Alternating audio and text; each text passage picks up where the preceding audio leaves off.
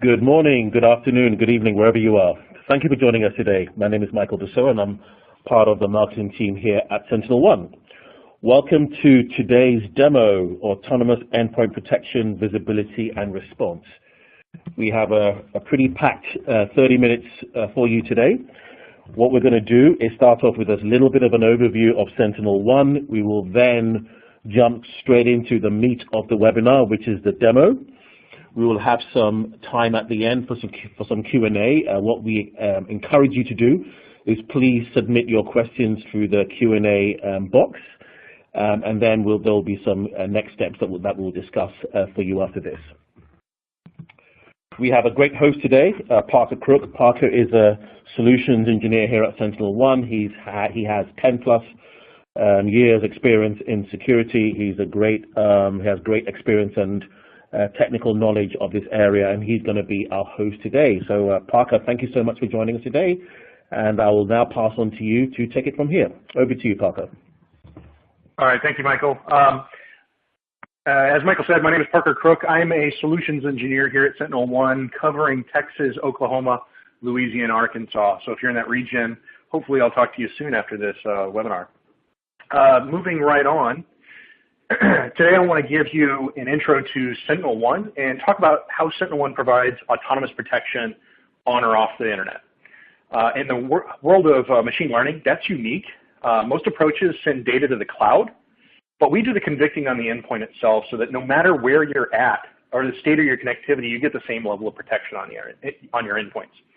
When we detect a threat based on behavior, we automatically collect the details of what happened and build a case for you with all of those details.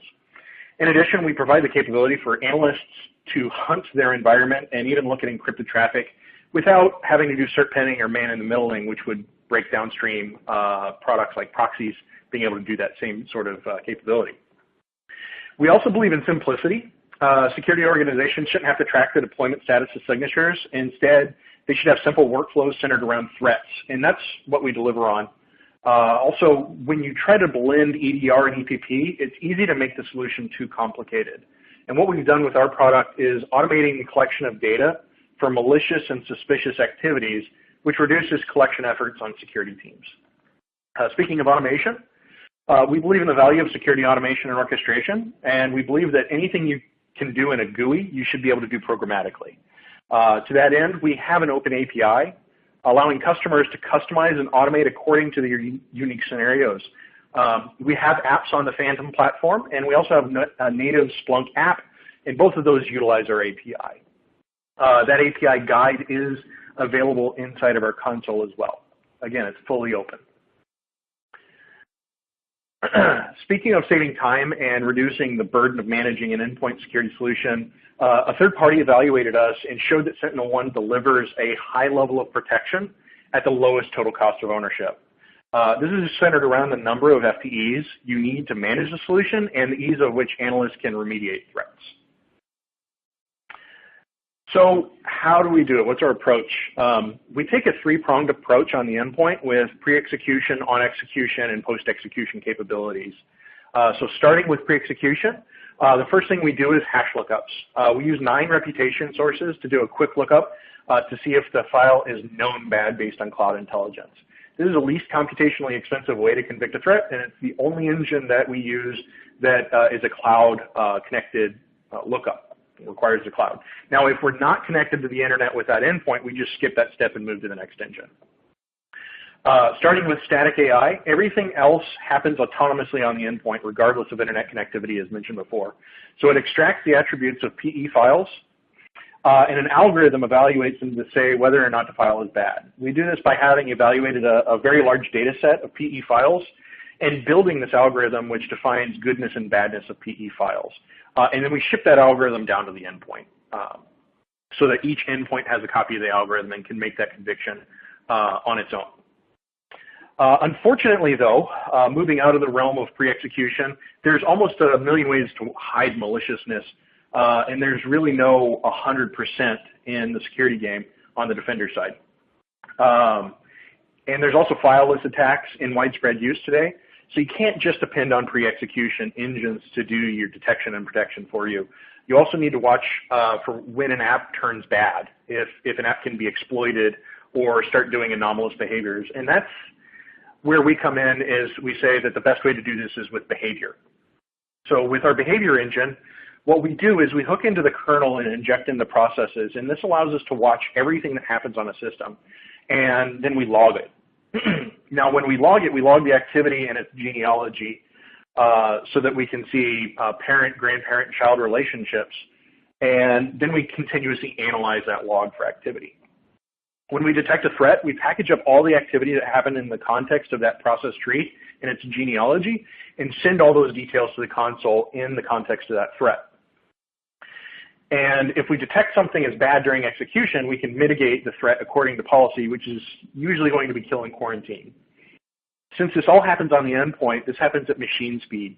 So whereas other solutions may have to send a package of activities up to the cloud, and the algorithm would evaluate those contexts as it receives the intelligence and then go ahead and say it's good or bad, we're operating at machine speed without any sort of network latency. So less bad things can happen on execution once we get to a conviction that something's bad.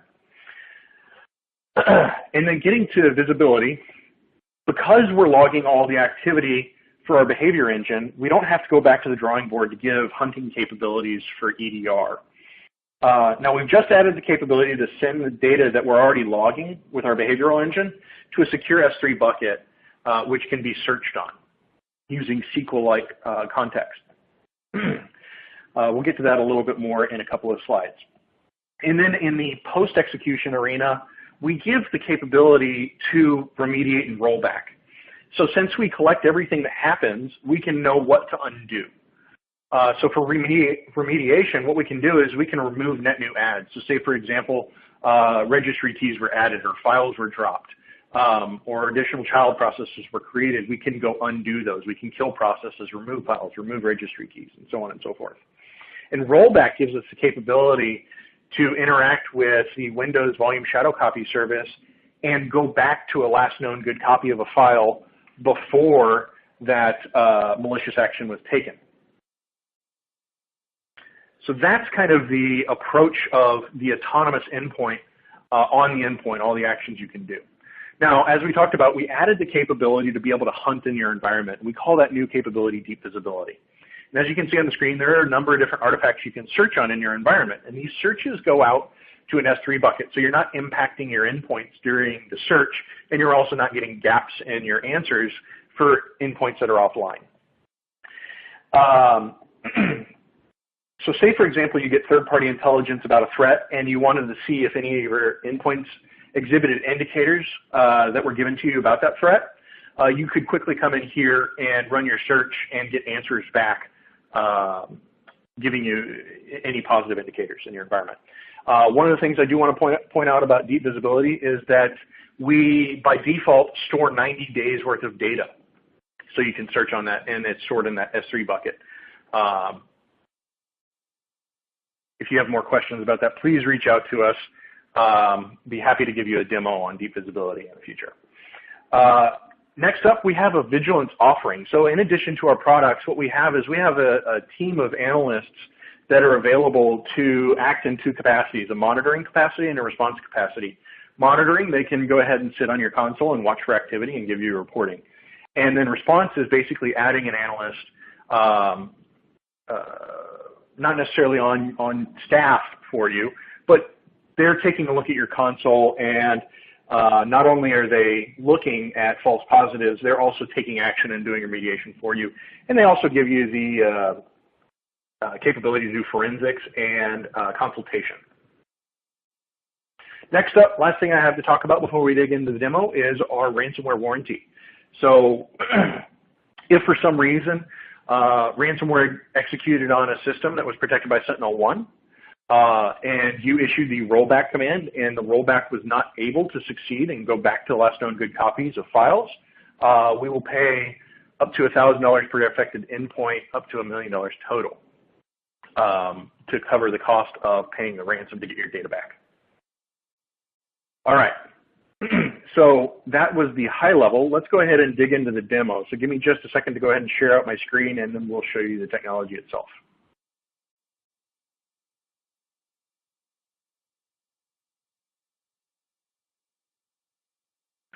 All right, I'm going to give this just a second to make sure that the webinar has caught up with my screen. While that's loading, first thing I want to do is really talk about our console. So the first thing you see when you log into our console is the dashboard. And on the dashboard, we made this really about threats. So again, we didn't really want you to have to worry about manageability of DATs or signatures, which we don't have. What you should be doing as a security analyst is worrying about threats. So the first thing you see in our dashboard is our threat screen. And we break threats down into different buckets. The first thing you see is active threats. So say, for example, you're running certain systems in detect-only mode, where we would detect that a threat happened, but we would not go ahead and mitigate that threat. If you had any threats exhibited on those systems, they would be logged as active threats, and they would be red. And they go ahead and populate at the top of your queue, so that's the first thing you see. Moving on down, the next thing that we log is mitigated threats. So if you're in protect mode,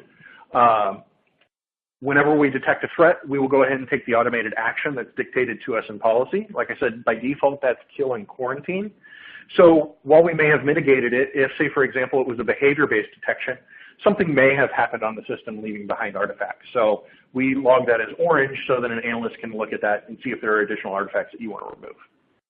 Blocked is we blocked a threat and nothing was allowed to happen to the system before we detected it. So no further action needed.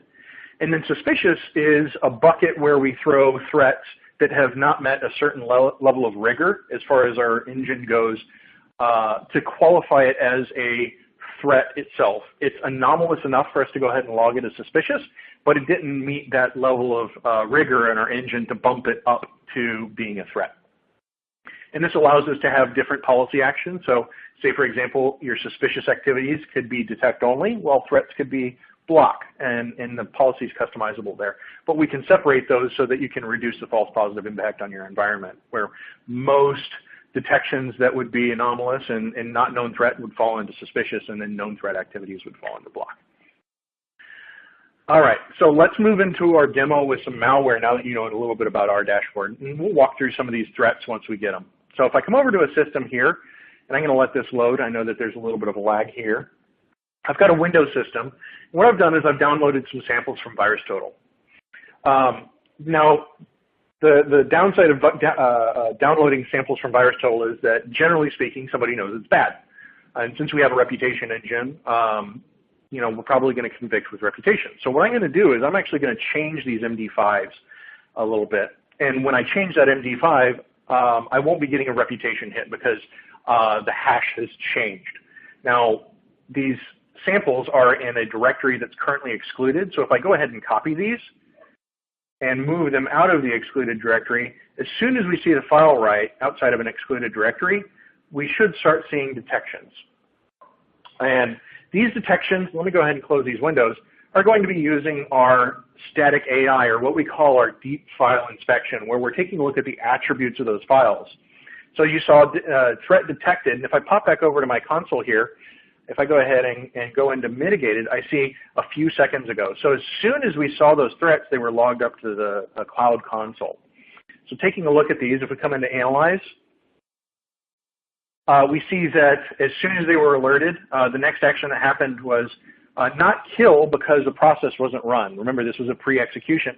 But what we did is go ahead and do the quarantine.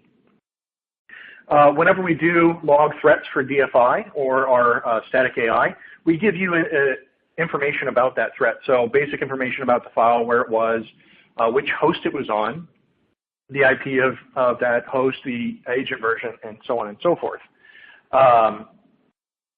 Then we give you a little pivot action, and you're going to see this in the ransomware is a little bit more informational. But what we can do on any given threat is go ahead and click on this, and this will give us a quick pivot view inside of the context of the threat to show us any other systems or any other times we've seen this on the network. That way, if you do see a threat, you're quickly able to answer the question, have I seen this before, and what's the impact of my environment? Next thing is the summary tab. So this tells us a little bit about the file. So here's the hash, the signer identity. It's not signed. and we detected it with the DFI engine. If I click virus total, I can go out here and I can see this is a brand new hash. They knew nothing about it. So that's why, remember, this was a virus total sample, but I changed the hash so they don't know anything about it because it's a brand new hash to them. Something that's kind of interesting is a lot of times when you see machine learning engines doing static detections, the answer for why it's malicious is, well, math. Well, that's not really good enough. So what we do is we actually tell you which indicators we triggered on and why we say something's bad. So on the right-hand side here, you see the abnormalities that we convicted on and why we said that file is bad. Up here, it was mitigated and unresolved. There are one other action you can take on a system on any threat is disconnect from network. So say, for example, you came across a threat and you wanted to go ahead and quarantine it from laterally moving in your network. Maybe you wanted to allow a threat to continue to run. And maybe you didn't want to go ahead and take other remediation actions. Maybe you wanted to allow something to continue to run so you could bring a forensic expert in. You can go ahead and enact this and leave the system running. But basically what this does is put in a firewall rule that says only allow communication to the SentinelOne Cloud Console, and that is a hidden protected firewall rule using the native firewall. So that is an alternative action you have to be able to interact with the system and lock it down until you can get an expert in front of it. That's kind of one sample of what happens for artifacts that are new to the system that we can quickly say are bad based on attributes of the file itself. But what about advanced malware, malware that uses techniques that are not identifiable by artifacts? So say, for example, I've got a piece of ransomware here that I'm going to run here in a second. And I want you to note a couple of things before I run this. The samples that I just ran on the previous system were samples run on a system in protect mode. And this system is in detect mode. And the reason being is I want you to be able to see all of the information that we collect forensically. And I also want you to be able to see the remediation and rollback capability of our product. So what I've got here is I've got a Windows 7 machine open. I've got Office installed, and I've got a document up. So this is a super important document that's business critical, that if I got encrypted and I couldn't get it back, I would lose my job. So I'm going to go ahead and close that out. I just want to show you that this is a real system with real documents before I actually go ahead and run this ransomware. So now I've got a sample that even though we detected it, remember, and we're in detect only mode, so it's going to continue to do actions. Now you may see that it deleted itself, but that's actually an activity that the malware takes on its own. We're going to let this run. It's actually encrypted my files. It just hasn't gone through the full, there we go. Now it's done, and it's telling me if you want your files back, please pay me Bitcoin at this address. So if I come over to my console, let's go ahead and highlight active, and notice I see CryptoLocker symptomatic. And if I come in to analyze on this threat, I've got some different information here.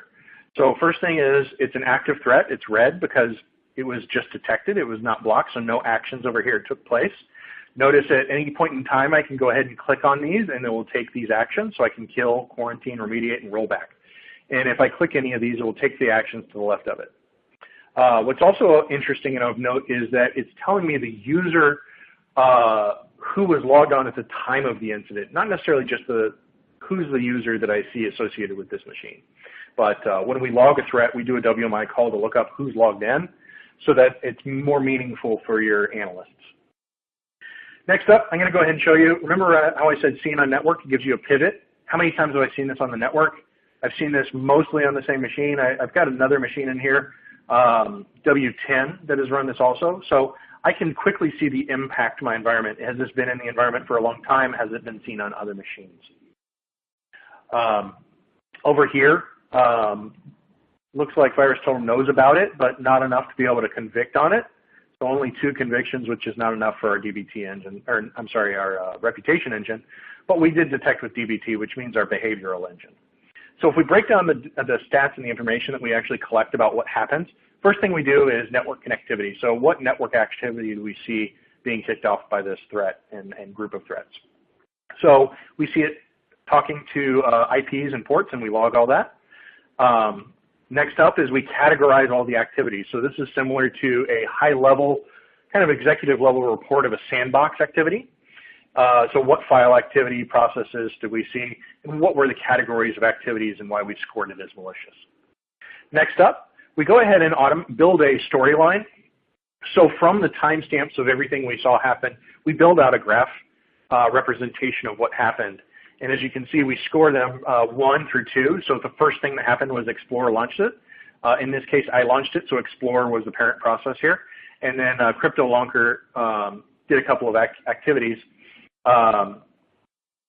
including copying itself and killing its own process and then spinning itself up from another location. That's why we saw that file disappear from the desktop, because it was it had spawned a child process and then killed itself to make it look like it was actually taken care of.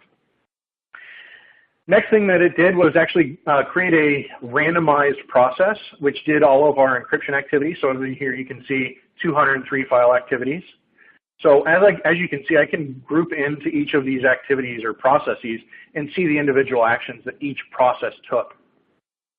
The last thing I want to show you before I go into the traditional report is that one of the things that typically happens in ransomware cases is that they try to remove any capability you might have to recover without paying them money. So since we use VSS admin, we block this attempt, but what they attempt to do is they actually try to call VSS admin and delete all copies of the shadow files on the disk to remove your capability to use volume shadow copies to restore from backup. Now, like I said, since we use that, we protect it, and we're a registered writer, and when we see this call, we see it as an unregistered call, and we block it, so you don't see any events here. So even though they made that call, nothing happened on system, even though we were in detect-only mode. All right, so that storyline's really great for building out a timeline for analysts, so you don't have to build it out on your own. You can see which process was spun off of what. If you are an IRI analyst and you've been doing this for a while, you may prefer a more traditional spreadsheet-like view, and we also give you that. So we cap the number of lines that we present to you in the UI at about 300, but you can download the full report, which is probably going to be somewhere around 3,000 or 5,000 lines for this VM in a ransomware scenario, and you can look at that in JSON or CSV. Please note that if you have a syslog integration or you're integrated with a SIM, you get all of these artifacts sent over in Ceph, STIX, or IOC format, which you get to define when you set up the integration. So all these artifacts and the raw data report, which tell you what happened, get sent over there automatically. Now, at this point, we've looked at this, and an analyst would say, yes, this is definitely bad, and it looks like it was ransomware. So one of the capabilities we've got is not only can we kill and quarantine the process, like we talked about, but let's go ahead and undo the damage. So let's not only undo the net new adds, right? Let's get rid of the registry keys. Let's get rid of all the files that they added, but let's go back to the last known good copy. So let's do all four. I'm going to do kill, quarantine, remediate, and rollback by clicking on this. Now I'm going to talk about this. Note the pop-up here. We've got apply to 37 additional threats. I'm going to go ahead and click that. And the reason I want to point that out is that if you've got additional threats in your environment and you want to take a remediating action on those systems, remediate or rollback or any of these actions up here, when I click that button, it's asking me, do you want to take this on this machine, on this particular instance, or do you want to go ahead and take that action on all instances of this threat?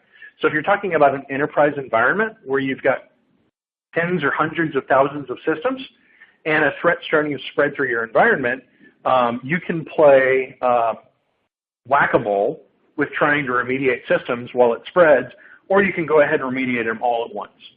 And that's really where we come in with the simplicity again. So instead of having to remediate endpoint by endpoint by endpoint, you can just go ahead and push a remediation package. So as you can see, as I was talking, we killed the threat, we rolled back our files. Let me open that file back up. We've got our Word file back, and notice the only thing we didn't do is the background, and that's just because the background's not normally loaded unless you're logging off and logging on. So let me do that real quick, and I'll show you that we're back to 100%. All right. There you go. So background's all back to normal. Our documents are recovered. We have successfully rolled back from a ransomware attempt. At that point, I am done with my demo, so let me go ahead and close here and we'll go into Q&A. Thank you very much, Parker. That was great. Fantastic overview of some of our strong capabilities. So thank you so much. So, ladies and gentlemen, we now come to the Thank you. We now come to the Q&A session. We definitely encourage you to ask questions. We have a few minutes left. Please submit these through the Q&A functionality, and we'll try and get it through as many of these as we can. So, Parker, a few have come in already. I'll just rattle through them. What makes SentinelOne unique from some of the other players in the endpoint protection space? Great question. As I kind of talked about the behavioral engine, but one of the things I didn't talk about is kind of the history. So we started off with our behavioral engine, and then we added our static AI. And the reason we did that is so that we could stop threats before they had to run. But what that allowed us to do is, instead of having to add on additional EDR capabilities as we kind of bridge the gap between EPP and EDR, the way we do behavioral allows us to easily kind of bridge between the two. We're already collecting all the artifacts that you would want with EDR. Now we're sending them to the cloud. So why that's different and why that's important is because a lot of the EPP players are scrambling to build a new capability to collect all this data that analysts want to search on. And then you've got traditional EDR players that they're doing things kind of in that behavioral way where they're already collecting all the data and they're just adding an EPP engine on the front of it. And you've got varying levels of success and on the different approaches. Whereas we started more on the middle, even though we were more marketed as an EPP solution in the beginning, it was easier for us to move into that EDR space because we were already collecting those artifacts. And we're able to do that with one engine instead of having to add a new engine. So instead of it being a bolt-on technology, it's just an add or an incremental add of an existing technology. So the performance implications of using that agent to do both capabilities is a lot cleaner, less performant, less impact on the endpoint. Thank you. Is SentinelOne's deep visibility capabilities unique? So yes and no. No, because a lot of EDR players are allowing the hunt capability. And that's generally pretty standard. You can come in and search on an artifact, group artifacts together, say, I want to show everything with PowerShell with these command line parameters. That's kind of par for the course for hunting. Where we're different is the protocol that we use to actually send the data to the cloud. And why that's important is because if you're starting to collect artifacts for everything that happens in an environment, it's a lot of data. And trying to limit the impact for the cost of owning EDR is important. So, the cost of sending 50 megs per endpoint per day if you get into enterprise is pretty expensive versus the cost of sending 1 megabyte per endpoint per day. And those are extreme examples, but we fall on the short side there we use a compressed protobuf protocol to send our data. So we come in closer to the 1 megabyte per day. So that's where we're a little different there. Thank you so much for that. Another one's come in. What's the performance impact on the endpoints? Great question. So, we get this a lot. Y'all say you can do so many different things. How are you not being so impactful on the endpoint? So we take up 1 to 2% of CPU, 150 to 250 megs of RAM, and about 2 gigabytes of disk space. Remember, a lot of our detection is around logging, so we've got to log that locally while we analyze it. That is configurable. It can be less, but those are the defaults. Excellent. And I think we've got time for one last one. I think you covered this during your demo, but maybe this individual wants to get a bit more detail. Can you please explain further SentinelOne's autonomous endpoint protection capabilities? I guess maybe it's a little bit more, can you shed some more light on the autonomous endpoint protection capabilities? Got it. Okay. Yeah, so what we mean by autonomous is that the agent can act on its own and give you the same level of protection whether or not it's connected to the internet or not. So there's various states that you can be in. You can either be off the network, you can be on the network, or you can be behind a captive portal, or maybe you're behind a proxy that doesn't allow you to get to the console for some reason. And some products act very differently in those different scenarios. And because our agent has all the intelligence on it, except the hash lookup, right? But our behavioral ML, our static ML, all that capability exists and resides on every single endpoint, that no matter which state it's in, it's giving you the same level of protection. That's what we mean. That's what we mean by autonomous. Excellent. Okay. Well, thank you so much. I think I'm definitely conscious that we are past the 30-minute mark, so we'll probably conclude the Q&A now. What we'd like to do is just move to spend a couple of minutes talking about some next steps that we recommend. First and foremost, you've seen a high-level overview from Parker today on our functionality on our endpoint protection platform. If you'd like a deeper personal one-to-one, we definitely encourage that. All you need to do is go to our website, SentinelOne.com. Look at the top right, you'll see free demo. Hit that button, just give your name, and we'll get back to you very, very shortly to actually arrange a deeper one-on-one demo. I definitely encourage you to do this because it's it'll provide you an opportunity to really see our functionality in a lot more detail. Secondly, there are a couple of collateral items that we recommend. Firstly, we have one called the Value of SentinelOne. This is a great overview piece of our platform. All you need to do is go to the website, click on the resource tab, scroll down to data sheets, and you'll be able to see it there. And the same applies for the next collateral piece as well, which is SentinelOne's endpoint protection, deep visibility. So Parker talked a little bit about this, touched on the deep visibility aspect. If you're definitely interested in learning more, we have a great data sheet on that. And once again, all you need to do is go to our website, go to the resources tab, go to data sheets, and you'll see them there as well. So those are, if you like, 3 next steps that we recommend. So with that, I think this concludes our live demo today. It was a 30-minute, well, we're just over the hour by 33 minutes. I'd like to thank you, Parker. Thank you so much for hosting this webcast today and providing a great overview of our functionality. Thanks, Parker. And also you, our audience, for taking time out of your busy morning or afternoon or evening, wherever you are, to spend the last 33 minutes with us. Thank you so much. Please stay tuned. We'll be providing some more details on some future webinars that will take place next month. So with that, have a great morning or afternoon or evening, wherever you are, and bye for now.